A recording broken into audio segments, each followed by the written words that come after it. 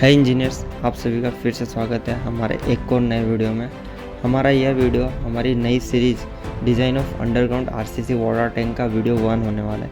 इस सीरीज़ में हम अंडरग्राउंड वाटर टैंक की डिज़ाइंस को समझेंगे, उस पर लग रहे लोड्स के बारे में जानेंगे, लोड कैलकुलेशंस को देखेंगे, इंडियन स्टैंडर्ड के क्लोजेस के बारे में समझेंगे और एट द एंड डिटेलिंग की तरफ ध्यान देंगे। वहीं इस टैंक को डिज़ाइन करने के लिए और एनालाइज करने के लिए मैं स्टैट प्रो सॉफ्टवेयर का यूज़ करूँगा। तो इस सीरीज़ में हम स्टैट प्रो की मॉडलिंग और एनालिसिस को भी समझेंगे। तो आई होप आप सभी ने हमारे चैनल को सब्सक्राइब कर लिया होगा और बेल आइकन को इनेबल कर रखा होगा, ताकि इस सीरीज़ की अपकमिंग वीडियोस की नोटिफिकेशन आप तक जल्द तक पहुंच सके। ये वीडियो स्टार्ट करते हैं।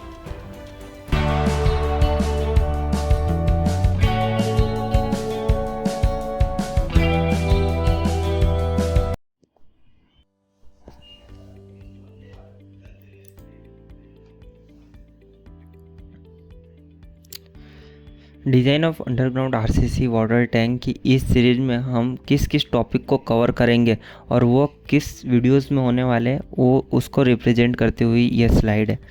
जैसा कि यह वीडियो हमारी इस सीरीज़ का वीडियो 1 है, तो इस वीडियो में हम purposes of underground structure, type of underground tank structure, forces acting on underground RCC tank and UG tank behaviour and bending moment diagrams को कवर किए हैं। वहीं जो हमारे नेक्स्ट टॉपिक है जैसे कि डिज़ाइन ऑफ कंसिडरेशन, वो हमारे नेक्स्ट वीडियो 2 में होगा। वहीं problem specification, design parameter and inputs, load calculation इस वीडियो जो कि वीडियो 3 में होगा। इस वीडियो में हम एक लाइव प्रॉब्लम्स को कंसिडर करेंगे और उस पर डिस्कस करेंगे और उस पर लोड अप्लाई करेंगे। स्टेप 4 में हम उस लाइव प्रॉब्लम को मॉडल करेंगे और उसकी एनालिसिस करेंगे, और जो वीडियो 5 होगा उस वीडियो में हम उसकी डिज़ाइन और डिटेलिंग करेंगे। तो यह हमारा कंटेंट है इस सीरीज़ का। नाउ हमारे इस वीडियो का जो फर्स्ट टॉपिक है दैट इज़ पर्पस। किसी भी स्ट्रक्चर को डिज़ाइन करने से पहले उस स्ट्रक्चर के पर्पस के बारे में समझना उतना ही इम्पोर्टेंट है जितना विजन वंडा के लिए। जी हाँ, मैं एकदम सही कर रहा हूँ। कोई भी स्ट्रक्चर को किसी ना किसी पर्पस के लिए प्लान किया होता है। ऐसे में एज ए स्ट्रक्चर डिज़ाइनर अगर आपको यही पता ना हो कि वो स्ट्रक्चर किस लिए प्लान किया गया या किस पर्पस के लिए बनाया जा रहा है, तो आपकी डिज़ाइंस में प्रॉब्लम आने की प्रोबेबिलिटी काफ़ी बढ़ जाती है। तो इसलिए हम पहले अंडरग्राउंड स्ट्रक्चर्स क्यों प्रोवाइड किए जाते हैं, उन्हें क्यों प्लान किया जाता है, उसको समझेंगे, फिर हम आगे डिज़ाइंस के बारे में जानेंगे। तो जैसा कि अंडरग्राउंड पिट या अंडरग्राउंड वाटर टैंक या कोई भी अंडरग्राउंड स्ट्रक्चर मोस्ट ऑफली सॉइल्स को रिटेन करने के लिए बनाया जाता है। इक्विपमेंट को सपोर्ट्स करने के लिए बनाए जाते हैं। वाटर या तो केमिकल्स को स्टोर करने के लिए बनाए जाते हैं। समटाइम्स अंडरग्राउंड ट्रांसपोर्टेशन जा रही हो, उसको पॉसिबल करने के लिए अंडरग्राउंड स्ट्रक्चर्स, आरसीसी स्ट्रक्चर्स बनाए जाते हैं। और नेचुरल डिजास्टर के टाइम पे शेल्टर या इमरजेंसी बंकर्स बनाए जाते हैं, ताकि नॉर्मल पर्सन्स को या कोई अदर थिंग्स को शेल्टर्स दे पाए ऐसे डिजास्टर्स के टाइम पे। तो ये सब कुछ पॉइंट्स होते हैं जिनके लिए इन अंडरग्राउंड स्ट्रक्चर्स को प्लान किया जाता है और उसकी डिज़ाइन की जाती है। Okay, now the next topic comes in our video, that is types of underground tank structure. Basically जो इस वीडियो में मैं जो ये टाइप्स आपको दिखा रहा हूँ, ये किसी पर्पस या उसके यूटिलिटीज़ के हिसाब से नहीं डिफ़ाइन किए हुए। यह टाइप्स मैंने उसके सपोर्ट कंडीशंस के हिसाब से क्लासीफाई किया है, जिसे मैंने 2 टाइप्स में डिवाइड किया हुआ है। जो फर्स्ट टाइप आता है वो है नॉर्मल, जो आरसीसी पिट जिसे हम कह सकते हैं, 1 टाइप ऑफ। इस टाइप में टॉप में स्लैब्स नहीं होते हैं, टॉप स्लैब नहीं होता है, जो कवर स्लैब भी कहते हैं वो नहीं होता है। तो इसमें जो आपकी वॉल्स होती है, साइड्स वॉल, वो प्योर कैंटिलीवर एक्शन में होती है। इसमें बेस में आपको एक फिक्स सपोर्ट कंसिडर करते हैं। वहीं जो दूसरी टाइप होती है उसमें टॉप में स्लैब होता है। इस टॉप में स्लैब होने के कारण जो यहाँ पे वॉल और स्लैब का जो सपोर्ट कंडीशन डिफाइन होता है, वो 1 टाइप ऑफ हिंज सपोर्ट यहाँ पे डिफाइन होता है। और वॉल्स जो है बॉटम के बेस स्लैब के साथ फिक्स कंडीशन में होती है। तो ये दूसरी टाइप की वॉल होती है, या तो दूसरे टाइप का अंडरग्राउंड टैंक स्ट्रक्चर कह सकते हैं, वन टाइप ऑफ। बेसिकली जो फर्स्ट टाइप के जो अंडरग्राउंड टैंक स्ट्रक्चर होता है, इसको आरसीसी पिट, ये मोस्ट ऑफली इक्विपमेंट को सपोर्ट करने के लिए या तो किसी और पर्पस के लिए बनाए जाते हैं। वही जो दूसरी टाइप की जो अंडरग्राउंड टैंक है, यह मोस्ट ऑफली केमिकल्स को स्टोर करने के लिए या तो वाटर्स को स्टोर करने के लिए प्लांट किए जाते हैं और उसकी डिज़ाइन की जाती है। Okay, now the next topic, that is forces acting on underground RCC tank। Basically आप सभी को पता होगा कि अंडरग्राउंड स्ट्रक्चर्स जो होते हैं वो मोस्ट ऑफली अर्थ प्रेशर से इन्फ्लुएंस में होते हैं। और अगर आपका वाटर टैंक है, जैसा कि हम इस सीरीज़ में वाटर टैंक पर स्टडी करने वाले हैं, तो आपका वाटर टैंक है, यानी आपको नाम से पता चल गया कि वाटर प्रेशर्स के भी अफेक्ट में होगा आपका स्ट्रक्चर। तो वही हमने यहाँ पे शो किया हुआ। जो आपका अंडरग्राउंड टैंक है वो बेसिकली ग्राउंड के नीचे जो सॉइल्स है उसका प्रेशर आपकी वॉल्स पर लग रहा है और बेस स्लैब पे लग रहा है।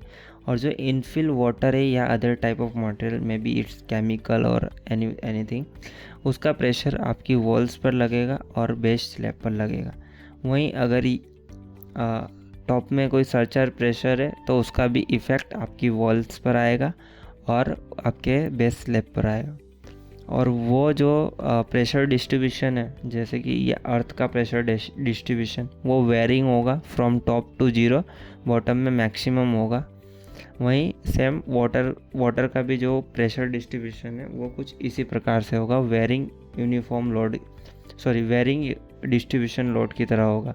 वहीं जो इनफिल वाटर या अर्थ का जो प्रेशर बेस स्लैब पे होगा वो यूनिफॉर्मली डिस्ट्रीब्यूटेड लोड की तरह एक्ट करेगा आपके इस बेस स्लैब पर। वही जो सरचार्ज प्रेशर होगा उसका जो अफेक्ट होगा आपकी वॉल पर, वो वेरिंग डिस्ट्रीब्यूशन लोड यानी VDL की तरह होगा। वहीं उसका जो बेस प्रेशर्स पे अफेक्ट होगा वो नॉर्मली यूनिफॉर्मली डिस्ट्रीब्यूटेड लोड की तरह होगा। और ये हमारी टाइप 1 की टैंक है जिसमें टॉप में स्लैब है नहीं। दैट नाउ जो दूसरी टाइप की जो वाटर टैंक है हमारी, जिसमें टॉप में स्लैब है, उसमें भी कुछ ज़्यादा फ़र्क नहीं होगा। सिर्फ जो आपके टॉप कवर स्लैब है उस स्लैब के ऊपर का लाइव लोड एडिशनल ऐड होगा आपकी इस टैंक के उसमें। बाकी सब लोड सेम तरह से ही एक्ट करेंगे, जैसे कि अर्थ प्रेशर वॉल पर वेरिंग डिस्ट्रीब्यूशन लोड की तरह एक्ट करेगा और वाटर प्रेशर भी सेम वे में ही एक्ट करेगा। और जो बेस स्लैब है वो आपका यूनिफॉर्मली डिस्ट्रीब्यूटेड लोड से अफेक्टेड होगा ऊपर के सॉइल प्रेशर्स या वाटर प्रेशर्स के थ्रू। तो इस तरह अंडरग्राउंड स्ट्रक्चर पर लोड्स एक्ट कर रहे होते हैं, उस पर लग रहे होते हैं। जो नेक्स्ट टॉपिक है हमारी इस वीडियो का वो है underground tank behaviour and bending moment diagram.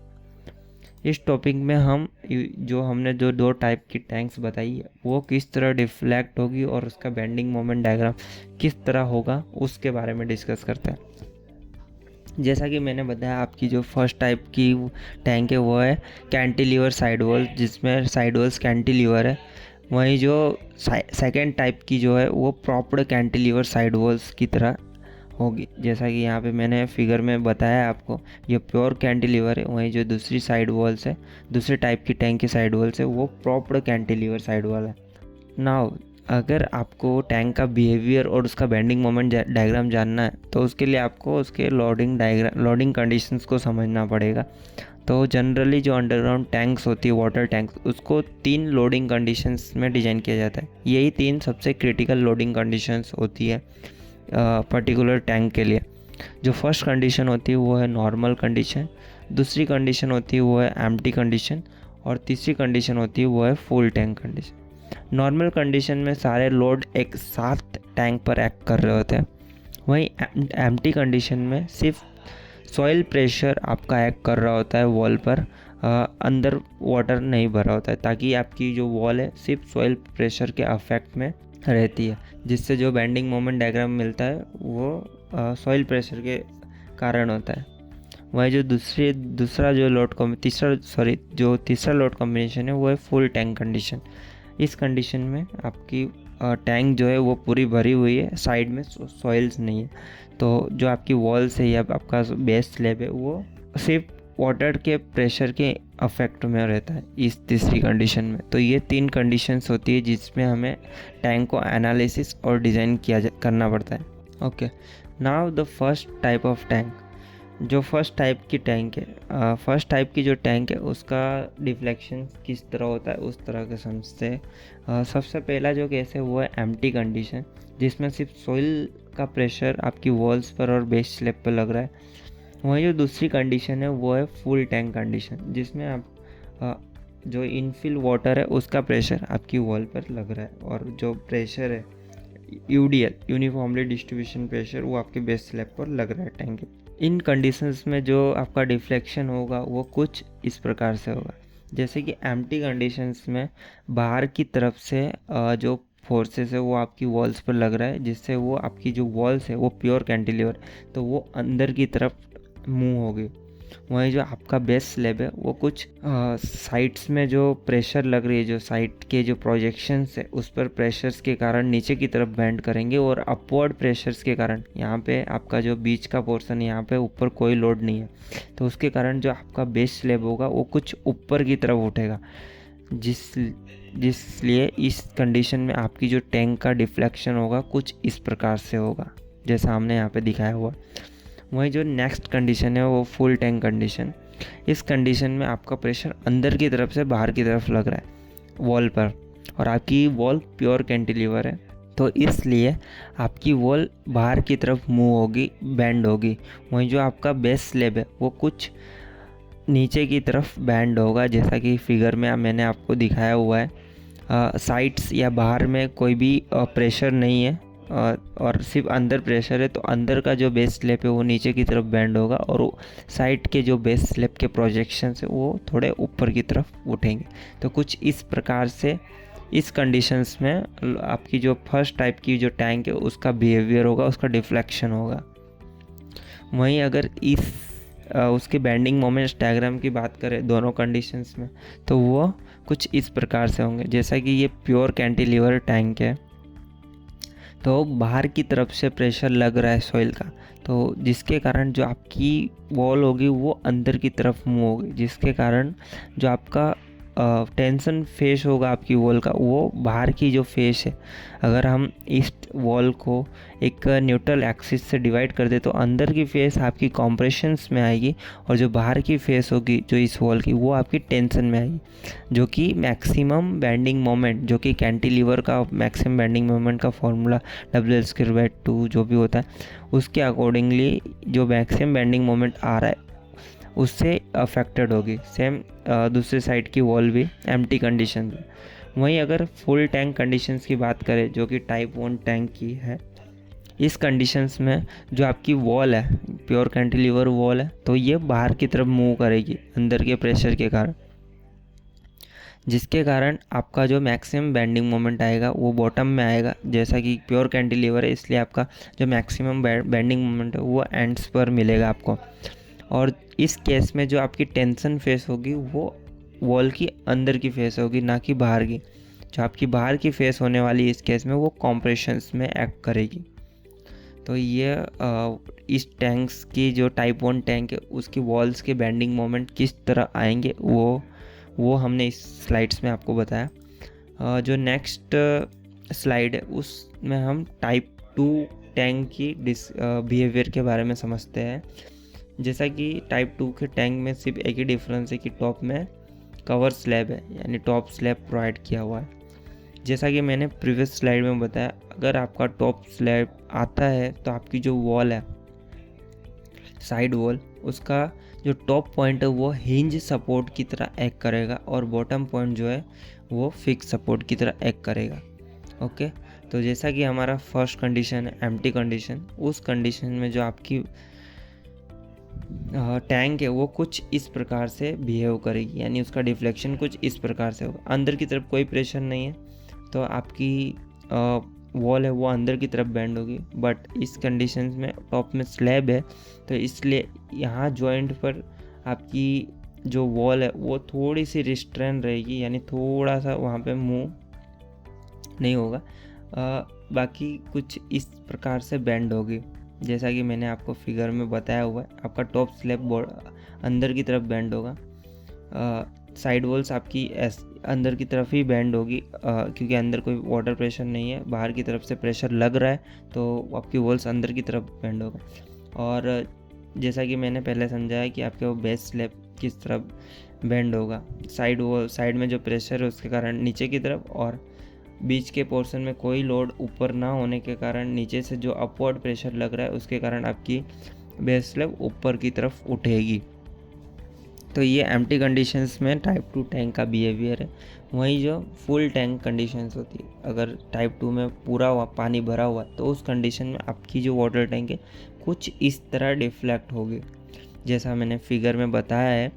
आपकी जो साइड वॉल्स है वो बाहर की तरफ, जो मिडल सेंटर, जो आपका अगर वॉल का सेंटर पोर्शन कह दे तो वो मैक्सिमम बाहर की तरफ डिफ्लेक्ट हो रहा होगा। टॉप पॉइंट हिंज है, हिंज सपोर्टेड जो में है, तो वहाँ पे इतनी डिफ्लेक्शन नहीं होगा जितना बीच का पॉइंट पे डिफ्लेक्शन होगा। तो आई थिंक आपको यह समझ आया होगा डिफ्लेक्शन किस तरह होगा इस टैंक में। अगर नहीं समझ आया तो आप कमेंट करें, हम उसका रिप्लाई करेंगे। और इस वीडियो की सारी डिटेल्स हमने हमारे ब्लॉग्स पर लिख रखी है, वहाँ पर सारी चीज़ें अप टू डेट अपडेटेड रहेंगी। अगर कोई क्लोज भी अपडेटेड होते हैं तो उसे अप टू डेट अपडेट कर दिया जाएगा। तो आप हमारे ब्लॉग को ज़रूर जाके विज़िट करें, उसकी लिंक मैं डिस्क्रिप्शन में दे देता हूँ, तो आप मस्ट श्योर वहाँ पर जाए, उसको पढ़ें। तो चलते हैं नेक्स्ट स्लाइड पर, जो कि बेंडिंग मोमेंट डायग्राम है। सेम टाइप 2 की टैंक में जो बेंडिंग मोमेंट डायग्राम होगा, now your wall is propped cantilever, यानी आपकी वॉल टॉप में हिंज है और बॉटम में फिक्स है। तो इस कंडीशन में आपकी जो फर्स्ट कंडीशन है एम्प्टी कंडीशन, उसमें जहाँ पे बाहर से प्रेशर लग रहा है उसके कारण जो आपकी बेंडिंग मोमेंट होगी वो कुछ इस प्रकार से होगी, प्रॉप्ड कैंटिलीवर में जैसा होता है। नाउ इस कंडीशंस में जो टॉप में जो आपकी जो वॉल है उसका जो टॉप का थोड़ा सा जो पोर्शन है उसमें जो टेंशन फेस होगा वो थोड़ा अंदर की तरफ होगा। टॉप और मिडल का जो पोर्शन है उसमें थोड़ा सा अंदर की तरफ होगा। वहीं जो बॉटम पोर्शन है वो आपका जो उस वॉल की जो बॉटम पोर्शन है उसमें आपका जो टेंशन फेस है वो बाहर की तरफ होगा एम्प्टी कंडीशन में। वहीं अगर हम फुल टैंक कंडीशन में बात करें तो इसका रिवर्स होगा, वाइसा वर्सा भी कह सकते हैं कि आपका जो बेंडिंग मोमेंट कुछ इस प्रकार से होगा, और जिसके कारण आपकी वॉल है उसमें जो टेंशन फेस है टॉप और मिडल पोर्शन में वो थोड़ा बाहर की फेस जो है वो टेंशन में एक्ट करेगी। वहीं जो बॉटम वॉल के बॉटम में अंदर की फेस आपकी टेंशन में एक्ट करेगी। तो यह था इसका बेंडिंग मोमेंट डायग्राम। तो आई होप आपको अभी तक इसके बिहेवियर्स के बारे में समझ आया होगा कि किस तरह अंडरग्राउंड वाटर टैंक डिफ्लेक्ट करती है, और उसमें बेंडिंग मोमेंट जो उसकी वॉल्स होती है उसका बेंडिंग मोमेंट डायग्राम किस तरह होता है। वहीं मैंने इस वीडियो में आपको फोर्सेस के बारे में भी बताया, और सबसे इम्पोर्टेंट कि कोई भी स्ट्रक्चर का पर्पस हमें क्यों ज़रूरी है जानना, उसके बारे में समझाया। तो आई होप आपको ये वीडियो समझ आया होगा। ये सीरीज़ का हमारा ये फर्स्ट वीडियो है। आने वाले वीडियोस में हम और भी डिटेल में डिस्कशन करेंगे।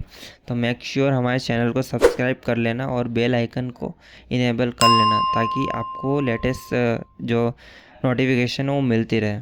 तो मिलते हैं नेक्स्ट वीडियो में। Okay, thank you.